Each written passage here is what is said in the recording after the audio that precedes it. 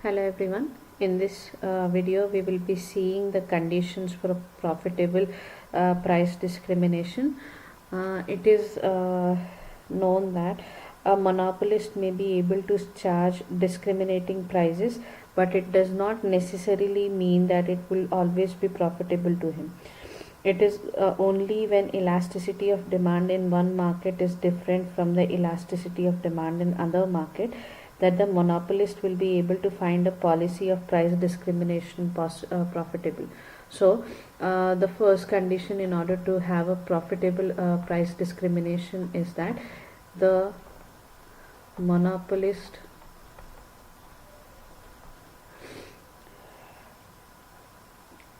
will find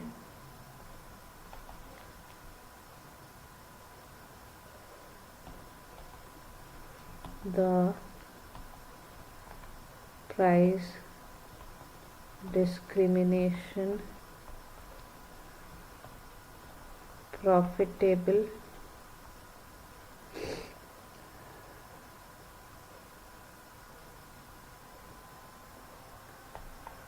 only when the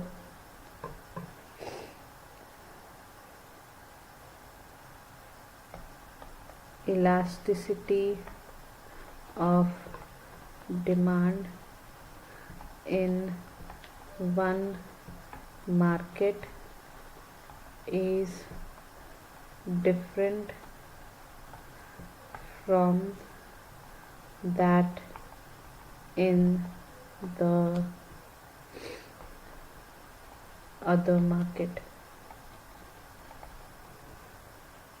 The monopolist will find it profitable to charge more in one market, in the market where elasticity is low, and low price where elasticity is high. So what does the monopolist do in this case is that monopolist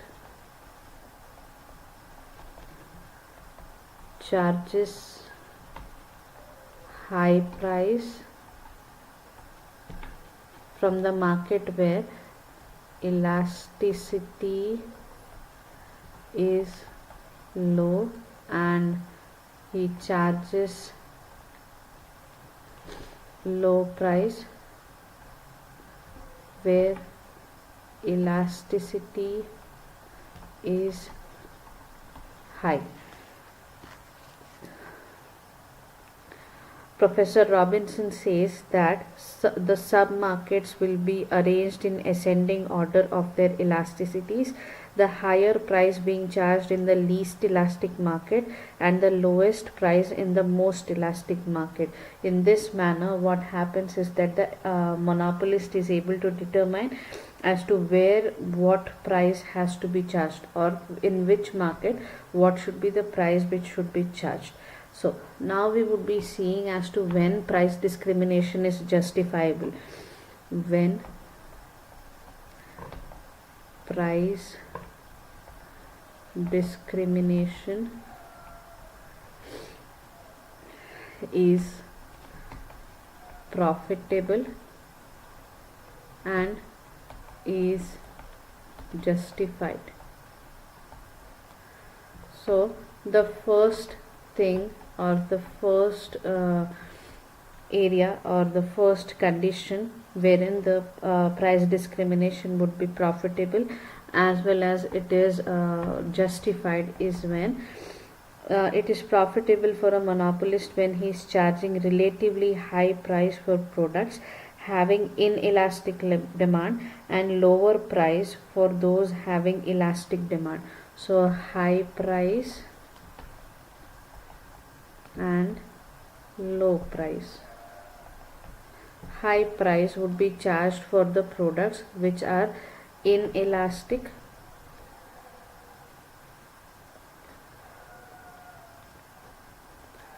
whose demand is inelastic. उन लोगों से उन जगहों पे the price discrimination works. In the same manner, low price would be charged from elastic products. So as a result, what happens is that the firm is able to recover or would be able to get a higher profit than when he does not employ this particular strategy. So here total profits would be higher. The second factor or the second area wherein the price discrimination is justified is that it is profitable to the general public only when price discrimination is allowed in public utility services and private sector, whereas total receipts are lower than total cost. So where total receipts are lower than the total cost, profitable for public, profitable for public only when the firm offering services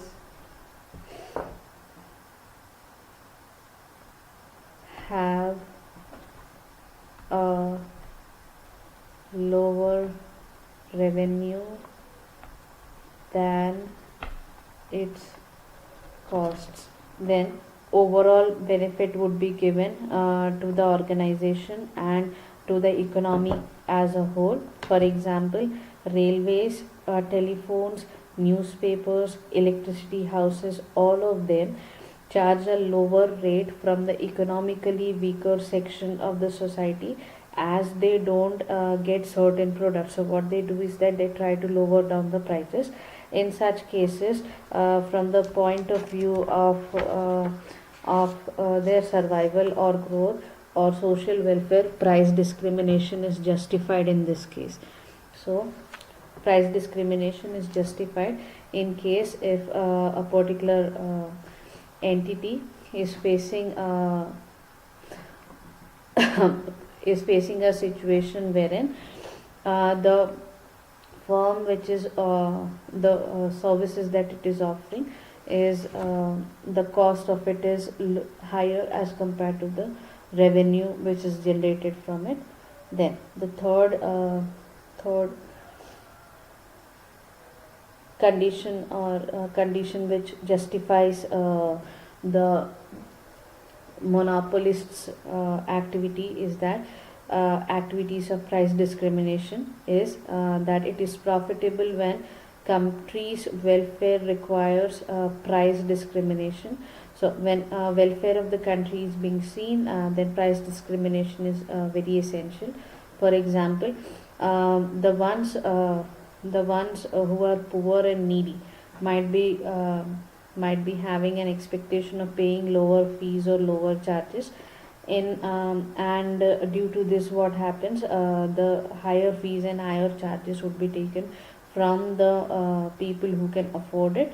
As a result, due to the inequalities in the economy, it is possible that the firm might be spreading the firm might be distributing its wealth among different areas, and due to this he is able to recover a higher amount because of this.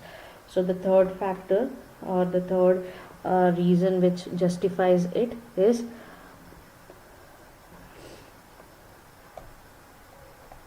some situations require price discrimination. Then the fourth scenario or the fourth area which makes price discrimination a good thing is that it is profitable when monopolist is organizing his production on large scale basis, increase total output, reduce production cost, lower a charge lower price in one market and another in another market. So what it does is that instead of directly shifting from one market to another, what these marketers do is that they tend to increase or make the activities much more profitable by by organizing production on a very large scale basis. Then it is profitable when enterprise monopolist is organizing his production on a very large scale basis, increase total outputs, reduce production cost and charge lower price in one market than in another market. So एक market से comparison में दूसरे market में वो सस्ता बेचने लग जाएगा उसे, and due to this what happens is the cost of production comes down because he is thinking that no one has come forward to buy a particular product. So वहाँ पे हायर प्राइस एक market में और दूसरा lower price दूसरे market में charge किया जाता है. सो lower price in one market and higher price in other market. The fifth reason is that it is profitable when monopolist is showing a part of profit, his total profit, or sharing a total part of its total profits with the workers in form of higher wages, salaries and bonuses. It is justified when monopolist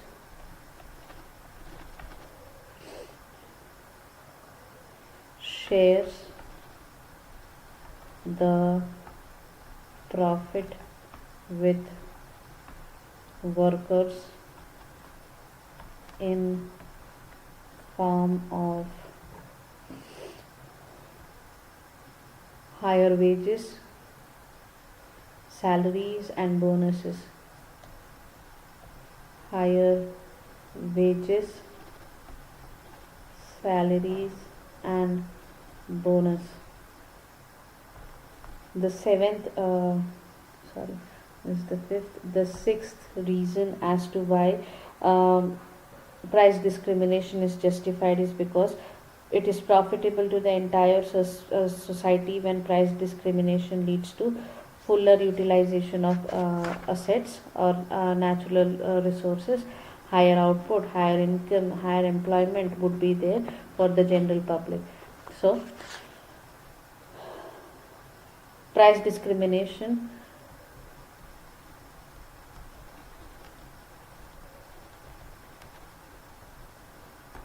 leads to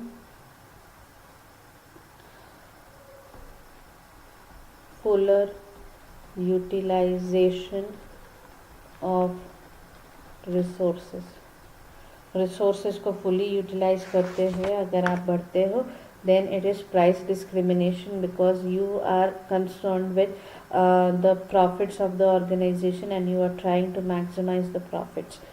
Then the seventh criteria in order to undertake price discrimination is or which justifies price discrimination is normal dumping is profitable to the society as surplus production surplus production is cleared off in foreign markets at lower price and thus promotes export activity of the firm, of the country. So what happens in this case is what we do is हम हमारे जो भी excess product है the excess products that we have, production which is undertaken, extra production है उसे हम लोग क्या कर रहे हैं, we are trying to create a market wherein we are able to cater to a newer audience, a better audience, and as a result our surplus increases and our productivity also increases. After that, the eighth reason as to why factors of production, price discrimination is undertaken is that it is not profitable in case where it leads to exploitation of power, human common man, elimination of small entrepreneurs from the field and business, over investments in businesses, underutilization of resources and all other kinds of wastages. So this the last factor states that it is profitable, it is acceptable only if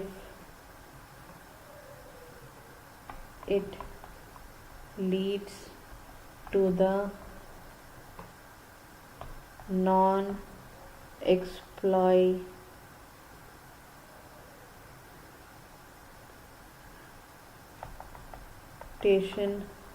of the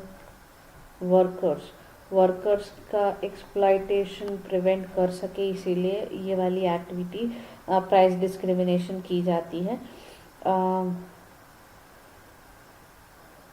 It is not profitable when it leads to exploitation of poor. After that, elimination of small scale enterprises from field of business, over investments in businesses, underutilization of resources. All of these kinds of wastages are being removed in order to make it much more attractive, in order to see it. So in order to for the particular manufacturer to look and accept such a situation. So we will be stopping today here today, and in the next videos that I will be recording, I will be including the components of